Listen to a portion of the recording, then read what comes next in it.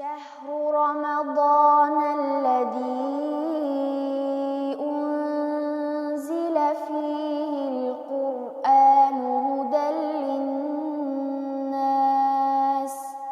شهر رمضان الذي أنزل فيه القرآن هدى للناس وبينات من الهدى والفرقان. وبينات من الهدى والفرقان.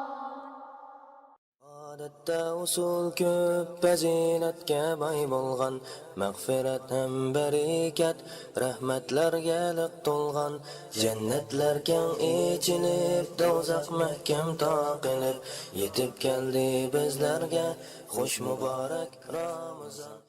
أعوذ بالله من الشيطان الرجيم. بسم الله الرحمن الرحيم. طه ما أنزلنا عليك القرآن لتشقى إلا تذكرة لمن يخشى تنزيلا ممن خلق الأرض والسماوات العلى الرحمن على العرش استوى. صدق الله العظيم.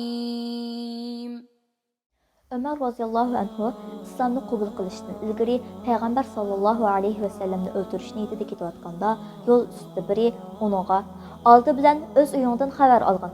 Sanlang bilan uning yo'lishi bu yangi qabul qilib bo'lg'ili nivoh deydi. Buni anglab Hazrat Ömer radıyallahu anhu udul sanısının uygu bardı ve sanısı Fatima bint Xattab radıyallahu anha bilan uning yo'lishi Said ibn Zayd radıyallahu anhu'nun Xabbab radıyallahu anhu'dan bir sayfa o'rganayotganligini ko'rdi. Fatima Ömer radıyallahu anhu'nun kirganligini ko'rib darhol sayfani yashirib oldi. Ammo Ömer radıyallahu anhu tilovat ovozini anglab qolgan bo'lg'achqa dastlabda ozroq so'roq qildi. Keyin Said radıyallahu anhu'ga itilib berib urushga boshlaydi. Hatto uni to'smoqchi bo'lgan sanasining bishini yeribdi. Sanasining bishidan qon oqqanligiga qarab biroz pushaymon qildi va "Menga sizlar o'qiyotgan hiliq sayfini ko'rsatinglar" deb turib oldi. Sanasi oldi bilan uni yirtib tashlamaslikqa qasam qildirgandan keyin ondan "Sen g'usul qilmay turib bu pok sayfini tutsang bo'lmaydi" deb turib oldi. Shuning bilan Ömer radıyallahu anhu g'usul qilib hiliq sayfini o'qishga boshlaydi. Uningda dal mushu Taha surasi yozilgan bo'lib, o'qib o'tib ixtiyorsiz "Nima degan yaxshi so'zlar bu?" deydi. Payg'ambarlarning eng avvalgisi kim va eng oxirgisi kim? Javobini ekran altidagi do'stlarimizdan anglaylik.